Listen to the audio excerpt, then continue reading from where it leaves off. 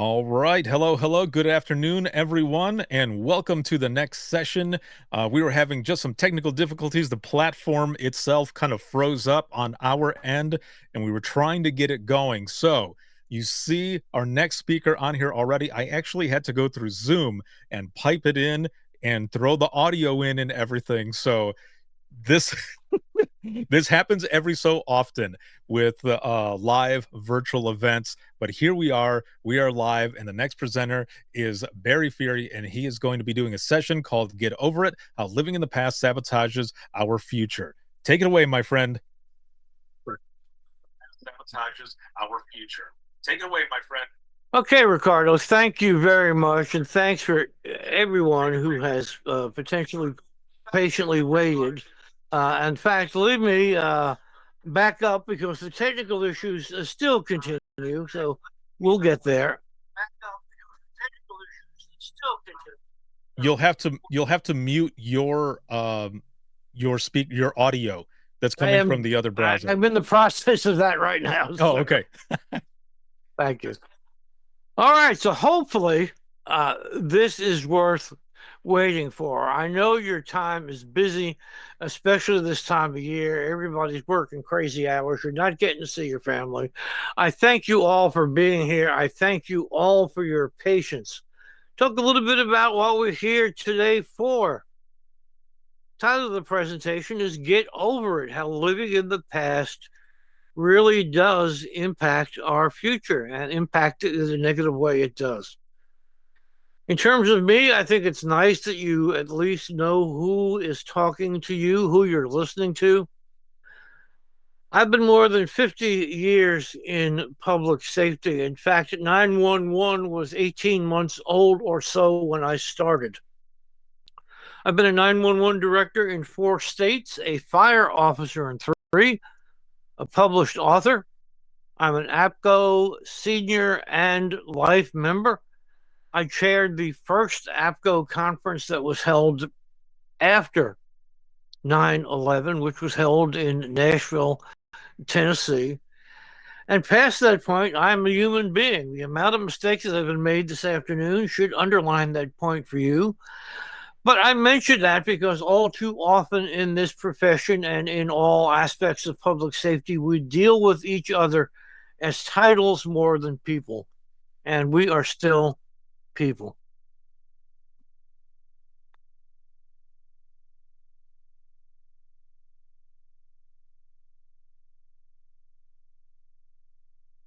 Going to talk a little bit, obviously, about the future, but until you talk about the future, you have to talk, excuse me, about the present and even talk about the past.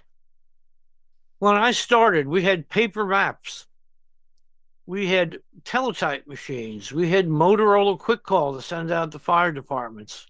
Our license plates came off of a microfilm, which was typically updated a couple times a year. So you had dozens, if not hundreds, of plates that were expired or weren't even in there at all. So, in a sense, equipment wise, we've come a long way, but people wise, have we? Well, as they say in the movies, Houston, we have a problem. And so the San Francisco and York County and Raleigh and Durham, and you fill in the blanks because greater than 82% of our 911 centers nationwide are shorthanded. Okay. Believe me, that's a problem. Another problem is when your senior employee is fresh out of the academy because of turnover, you might be a 911 manager. You're out there, and whether you manage or whether you dispatch or do something else, you know that 911 is a revolving door.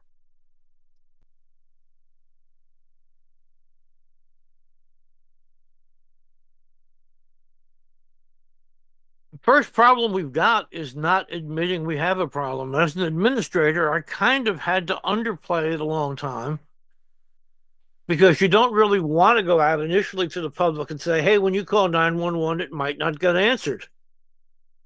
or certainly not get answered in an appropriate time. And that's what you're dealing with now. So part of what we've got to remember is that part of our problem is we didn't really admit we had one. But in the long run, who are we fooling? Okay. I mean, we've got people on our staffs who are coming in, your coworkers, sick when they shouldn't be because they're shorthanded and they feel an obligation. And the bottom line is it winds up getting other people on the staff sick. And that just perpetuates the problem. But we've got the best, or maybe the worst excuse ever, and that's that it's a national problem. So we get our get out of jail free card for Monopoly. When we're approached by our city manager or sheriff or whoever we're dealing with, well, it's not our fault. This is nationwide. We're doing what we can. I guess my question for you today is, are you doing what you can? And what is it that you're doing, or what is it that you could be doing? Where are we at? Okay. We're in the 21st century, and 21st century problems require 21st century solutions. Okay.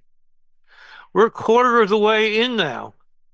And I hate to say this, but we are probably worse off in terms of our staffing and workload than we were at the turn of the century.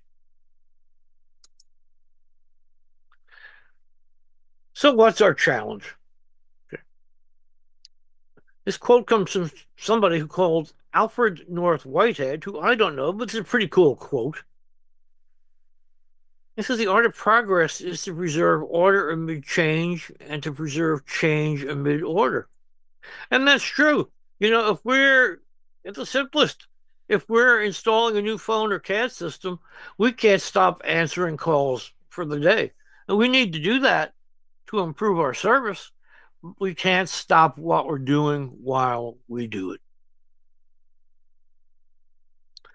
So, what's it take to drive change? Well, maybe Kim Kardashian breaks a nail, or 911 is slow to answer. It doesn't really matter. But the bottom line is, I can tell you of those two who'll get the more attention. And when it comes time to try to fix some of our problems, we know where the attention has gone, not to us. So, what is it you really, really, really want? Okay.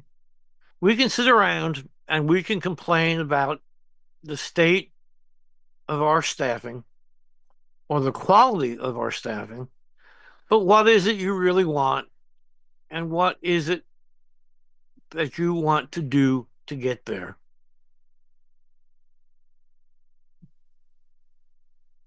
Bottom line is, hey, do we have an identity crisis? Maybe. Yes. No. I don't know. You tell me. Does everybody in your community know what you do? Do they appreciate what you do? Have you told them what you do? That's part of the crisis. The other thing is, aren't we special? You just can't say, oh, well, we work weekends at night. Nah, doesn't work that way anymore. You have to be very specific about what it is and what value you bring to the community before you can expect the community to help. So when we talk about jobs, all too often we just look at ourselves and not the entire range of jobs out there. So let's take a look at what the Department of Labor says about all jobs. Now, men and women are pretty close. They hold about 12 jobs during their career, which, when you think about how long somebody works, they're not spending a lot of time at each job. But about 3 out of 10 people now change jobs every year. So when you've got that trainee who you spent weeks and weeks and months and they're still not getting it, don't be too hard on yourself. 3 out of 10 people in all professions in the United States change jobs once a year. You want to know what's better than that? About a third of new hires quit within 3 months. 3 months. Again, when you are just getting somebody to the point where maybe they seem like they're involved in the training program, oh, yeah, they're picking up this and that, and they're gone. You know what? It's not you, it's life, and it's not just our job, it's every job. The other end of the coin, the other problem, is a recent poll said that half of the workforce here in America is what they call quiet quitting. In other words, backing up to the window to get their paycheck. They come in, they go through the motions. You've got the people who leave the phone ring while they don't have a call, they're sitting there and maybe somebody else will answer it. That's quiet quitting. You've seen it. Unfortunately, you know what? I think most of us have seen it. So when people leave, we go through an exit interview to find out, oh, gee, why did you leave? Okay. Exit interviews are basically an accident report. The damage has already been done. Okay. We need to prevent the accidents. So why don't we actively ask people who have been there and people who stay, why are you staying? I can tell you the reasons in almost every center why people are leaving. They don't like the job. They don't like the hours. It's too much work. Their significant other got a job somewhere else and they're moving. They got pregnant. I can give you the whole list. Doesn't matter. Why don't we ask, why do you stay for the people who are the backbone of our centers? Because otherwise, how many people have got, I'm taking my choice and go home. You know what? Go. Don't pay attention to those people. Pay attention to the ones who are carrying the load. They're the ones who'll get you through. So we are leaking personnel. So what do? We get a bigger fire hose. How do we make recruiting better? How do we make training faster? Can we cut this week? Can we cut that week? Why don't we stop the leak? If we stop or at least slow down the leak, we don't have to keep pouring new people into the mix.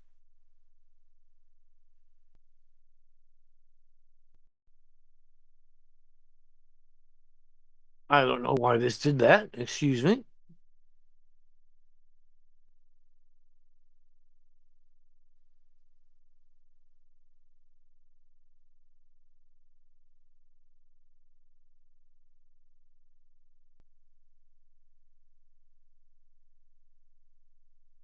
I'm sorry. I'm back. You're probably sorry I'm back. In any event, what do we do? You know, we are pouring. Oh, we got to get people in faster. We got to train them faster. Why don't we just stop the leak? But no, we turn around and we give a hiring bonus.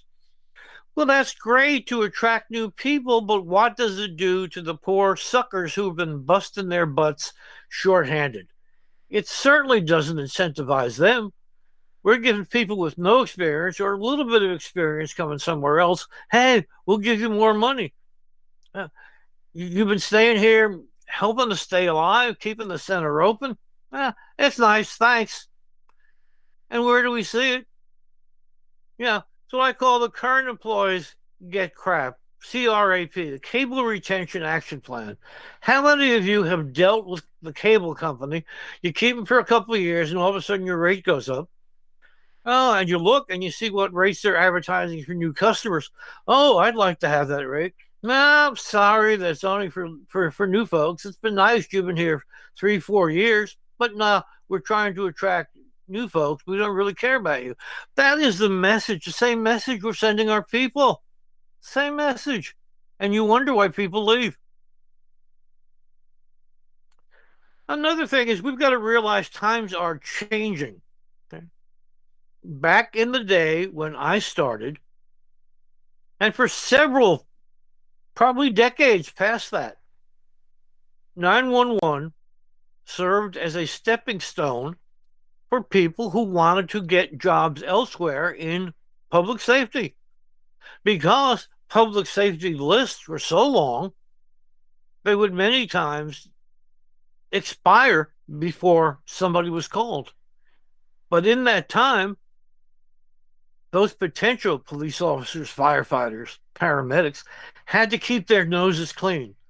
And so they turned out to be good employees. I was one of these people. I wound up being a permanent employee because after the tests finally came around again, they had thrown out the tests that I took and I had to start the whole process over again. By the time they got done with that, I had enough seniority at 911. I didn't really want to leave. I was set where I was. Now, one thing I would caution you is that a shrinking candidate pool does not mean the standards should be lowered.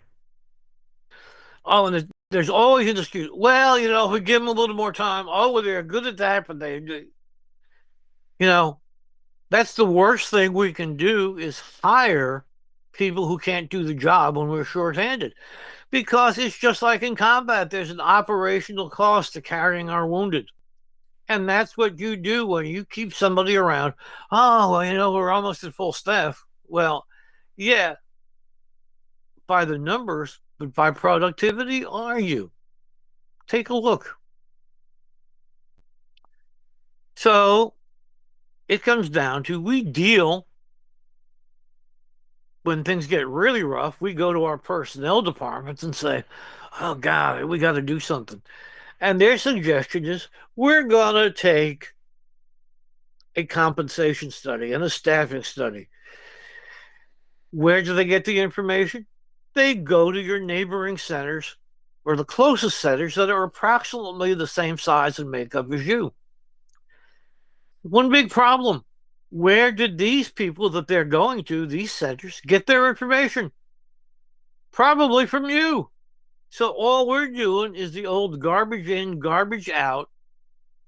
We're sharing bad information. It's a circle of failure. The other thing we forget is we're not our only competition. Government jobs are not our only competition. Private jobs are jobs outside of 911. But all we do when we do all these surveys is we just take a look at, okay, what's 911 in the area paying? That's not the scope of our competition. Every job is the scope of our competition. Now, one thing that I would say is if you are trying to come up with some good numbers, both APCO and NINA have staffing studies that will help you take a look at perhaps how many people you should have given the amount of work that you're doing. And that's got to be factored in, just not, oh, well, Department A got 2 members next year. Oh, okay, we get 2 in our budget too. Really, you have to commit to formulas that are out there to make any sense. The other the other thing is we have struggled for years just throwing words around. You know, ah, we're not a PSAP anymore. Okay. Or we're now an ECC. We're not dispatchers. We're telecommunicators. Somebody said in the trade, "Show me the money," and they were right. We get hooked up and tied up in terms instead of action. Another thing I'll throw out to the ladies out there, especially, I just wonder if the high percentage of females in this profession has any impact on salaries and benefits. Okay. Just think about it. I don't have an answer, but I've sure got a lot of questions.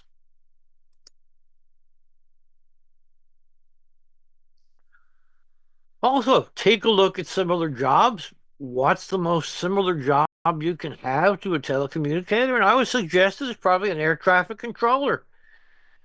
You're responsible for a lot of detailed information. You're responsible for people's lives. You're responsible for a fast-paced, moving environment. They get paid about 2.5 to 3 times more than you do.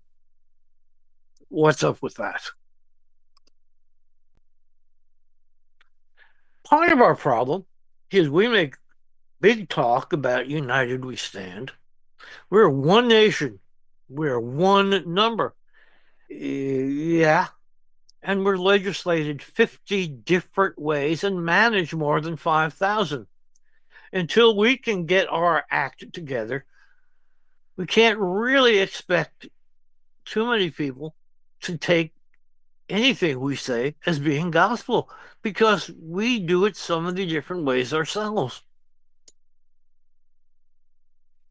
Then there is the dreaded C word, okay, not cancer.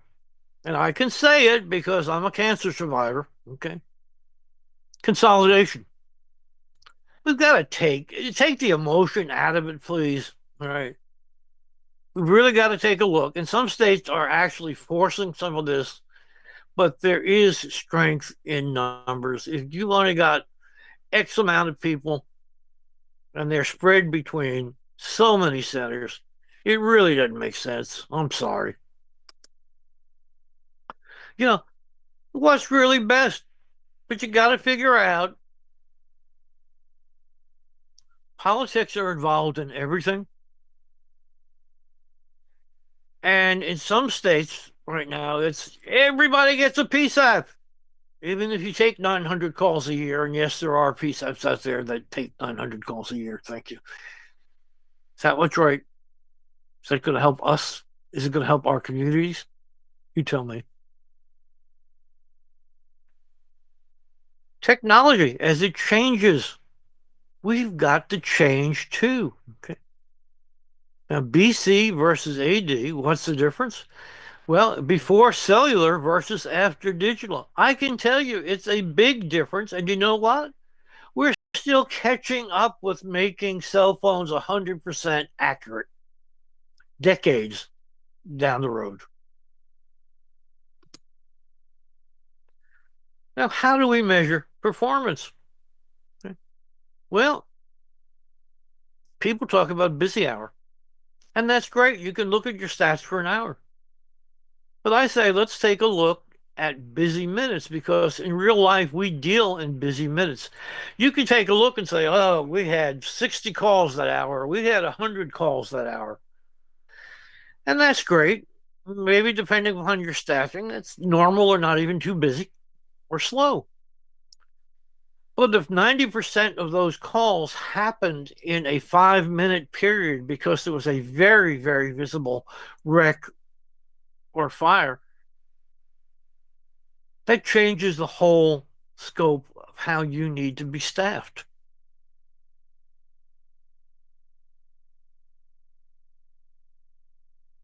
So, where do we stand? As Pogo says, but the enemy and he is us. Without an organized front, we lose power.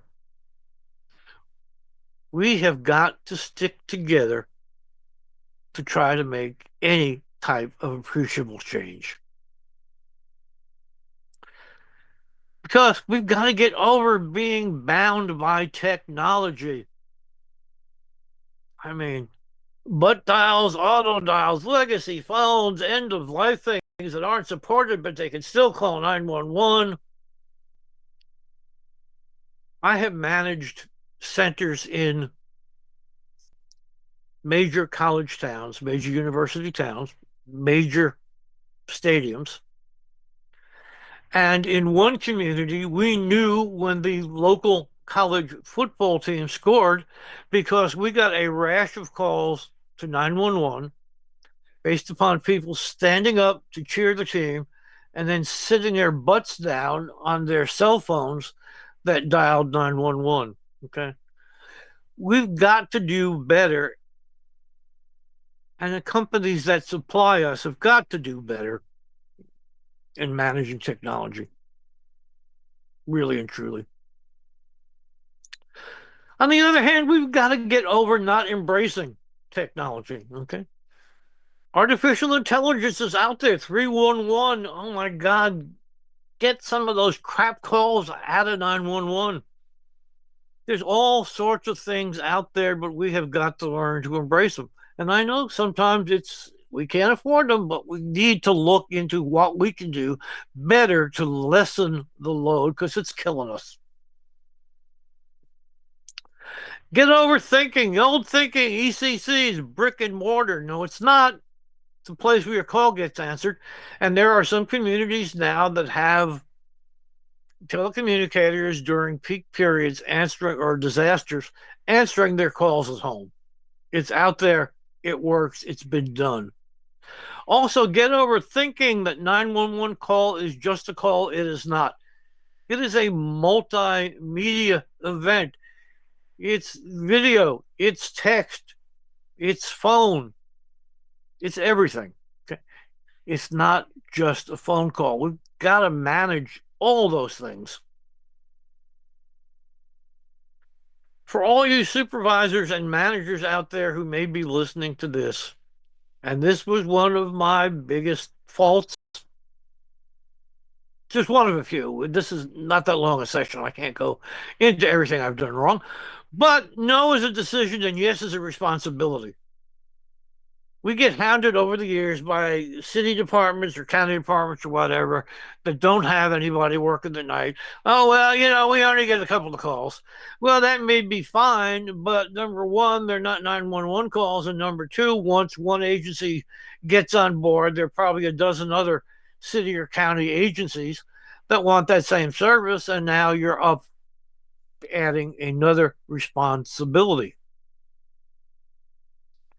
Another thing we have to get over is thinking that we're saved because FEMA's coming. For those people who live in the tri state area of North Carolina, Tennessee, South Carolina, and maybe some others going into Virginia, even, uh, bless you from what you've gone through weather wise in the past few months. But even when FEMA is on point, you can't really expect them to be there in fewer than 3 days. Okay. What are you going to do in those 3 days? What are you going to do afterwards? Because FEMA's not going to do every piece of work you've got. How's your staffing? How are your procedures? It boils down to you no matter what the situation is. You're going to deal with the bulk of it. We've also got to come up with better ways of funding 911 and better 911 salaries. There is no doubt in my mind that that's a requirement. Okay.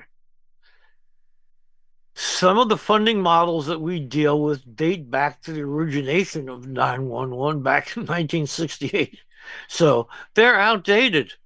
We've got to work on getting better sustainable finances that support our true needs.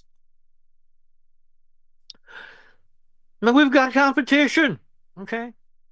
Fire department, they've got fire trucks that are shiny, they have air horns, they save kittens, and people see them. Okay. They don't see us because we're hunkered down in some basement without windows. The only time they hear about us is when we quote botch up a call and then it's on the evening news. And it may be a community 700 miles away, but people are still going to think it's us because all they heard was 911 problem.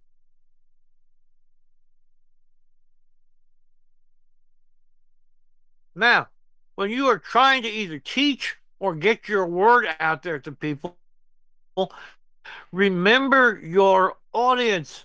The other thing is remember that when you try to teach somebody, you are in a learning role as well. It's a two-way street. Your public and your new employees can teach you things by sharing with you how they look at a situation. It may be 100% different than yours. Who's wrong? Who's right? Maybe you're both right. Remember your audience. Think about it. Expand. Because again, we are now in a different day. It's a different delivery. We've gone from the coffee pot on 24/7 to the big gulp to Monster Energy and maybe even Jolt Cola if you're working that 12-hour or 16-hour shift. We've gone as a profession from hand hookers to lap lookers. People used to hide their cigarettes in their palms. Now they hide their electronic devices any way they can in their backpack, under a book, you name it. Trust still divides us. It divides people in any industry. About one-third of people don't trust their employer. Does that sound familiar? You don't have to shake your head. We know the answer. We also deal with an expectation gap. Okay. A lot of times, your immediate supervisor does not have total control over finances. I think that's true in almost any organization. Okay. So, you know, can we work less or get paid better? Yeah, the best I can do is pizza. And you know what?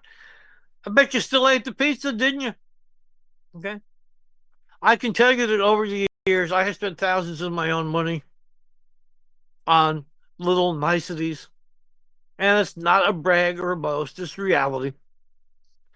And I was lucky enough to have jobs in agencies that did provide support, some better than others. And so some of it came out of my pocket. And it did. Okay. Big deal. Bottom line is, if you want to complain about it, fine. But don't eat the whole pizza. Leave some for somebody else. Social media, we often deal with it in terms of, what outside influences post about our agency. You know what's worse? What inside influences post about our agency, okay? You can get an employee who, number one, may or may not even use their real name, may hide behind anonymity, okay? But when you're trying to hire people and they get online and they say, oh, this place sucks. Nobody should get a job there. They're this, they're that. Where are they going to turn? They're going to turn the direction somewhere else, not some place that's terrible to work. And sometimes people do that because some people still like overtime so much, they'll intentionally try to not make somebody succeed. Not right, but you know what happens. And you know what? You've probably seen it happen. We got to raise our own bar. We're no stronger than our weakest link. We've got to make sure that when we're dealing with our own issues, we use the same attention to detail that we would on a critical 911 call. We can't be sloppy when it comes to our future. Okay. So, what do we do? Well, first of all, you're looking to make changes. You can ask online, you can call a friend that works in another center. Hey, how are you dealing with this? And that applies to management, supervisors, a day old telecommunicator. Talk to people, get some other ideas. We all don't have all the answers. We don't. Beg, borrow, and steal. Get over old boundaries. Borrow whatever you can, wherever you can find it. Okay. We don't have all the answers. Other emergency services, well, businesses may have too. Go out and look for answers. Don't give up. Formula 409 is named Formula 409 because the 408 formulas they tried to make this cleaner with didn't work. They outright sucked. Okay? So don't give up. Somebody has the answer, or maybe you have the answer. I've done some consulting work. I went to an agency, had a big problem on the day shift. I came back in the next day, I had it solved. Oh, you're a genius. How did you figure this out? Well, I talked to the night shift who solved that problem 8 months ago, but apparently the day shift doesn't talk to the night shift. So, hey, that's another thing. Don't give up, but share within your own agency. Talk to other people, talk to other shifts. Answers out there. Don't take things personally. Boy, this is a tough one for me. Not so much anymore, but used to be. You know what they say? Get over it. Take 2 aspirin. Call me tomorrow. Get back in the game. There's too much at stake. for any of us to take things personal. As an industry, who are our influencers? Mr. Beast, Dan TDM, Azzy, Great Mythical Morning Guys. You know, public has them. Who are ours? Who influences you? Think about it. We have got to be the real influencers. We have to be. You and everybody listening out there or watching out there. Okay. We've got to hold the politicians' feet to the fire to get things done. Okay. Don't count on Santa for the solution. If you think Santa's coming, have a talk with somebody. Okay. It ain't happening. Sorry. Think of innovative solutions. Okay. One of the things that I started and ran through several, well, actually all the agencies I managed, was the I Knew What to Do program that honored kids who knew how to handle emergencies. And we had to cherry pick some things out. I mean, if they're calling in about a domestic, the parents don't want that broadcast. But there's a lot of situations where kids do call, do a great job. Doesn't take an awful lot. The media ate it up because it's kids getting awards, and it got us just a ton of good PR.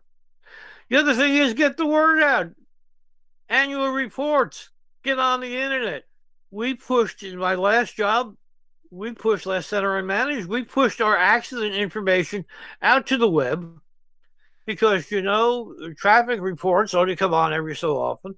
We had 24/7 website where anybody could go to and check and see where the accidents were real time.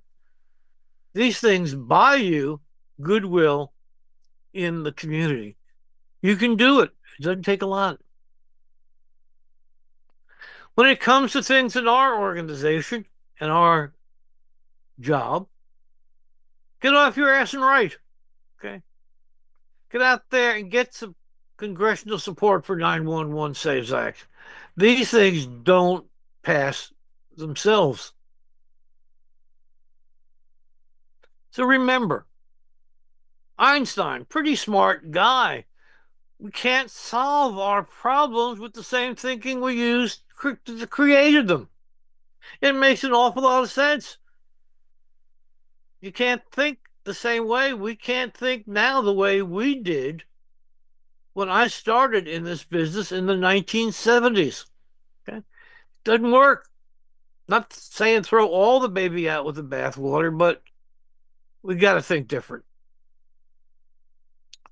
Again, you don't know until you ask. Don't be afraid to go out and ask for help or information or money. Okay? You don't know until you ask. Okay?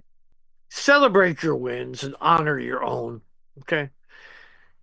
If you have to give yourself a high five, give yourself a high five. But there are great things done by your organization and by you on a constant, never ending basis. It never fails. Okay. Take pride in what you do, please. So, how long have we talked this issue to death? No, and I don't mean my session in general. Okay. Dangerous times, there's no sin greater than inaction. I think it speaks for itself. Now, folks, like I said, I do some consulting. I'm not managing a center anymore.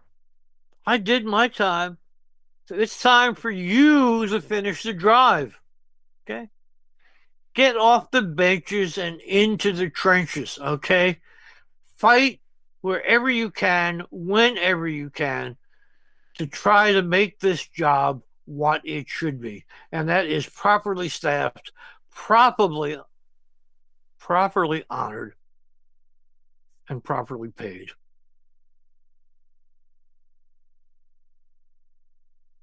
So, we'll wrap it up. I want to say to you that in the holiday season, when we are surrounded by the tragedies of life, and boy, I could do a presentation just on the crap calls I've handled in my lifetime on both sides of the mic, at this time of year. Stay safe, stay sane, stay smiling. No matter what you believe in you. That's important. Believe in you. You are the ones who are making the difference every day that you come in and sit down. So, with that, I will say thank you very, very much.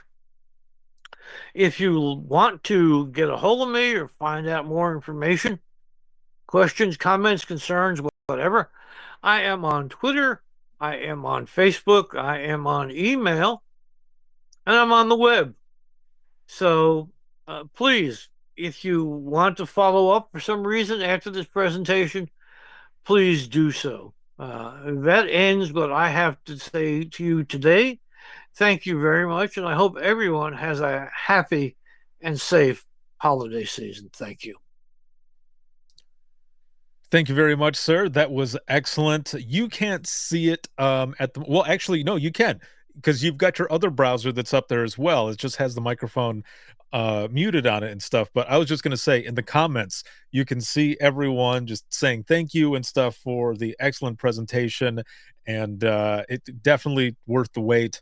And one of the things that I wrote down that I'm going to make sure to share on the live as well for After the Greatness is there was a quote that was up there that said or a piece, and I have it out here as a quote from your slide that says we need to raise our own bar. I really like that. That's excellent. And some of the things that some folks were saying over here, one of the things was one of the worst sentences or responses from someone is, well, that's the way it's always been done. And that always sucks because that of course, people say that, right? But that also you got to move past it, like your whole title says. Living in the past sabotages our future. Also, kind of stifles innovation as well in a way. When there's certain standards or whichever, you got to evolve and move beyond that. So this was excellent. I really appreciate it, and just thank you very much for everything. Thank you for having me, and hopefully everybody survived the technical differences.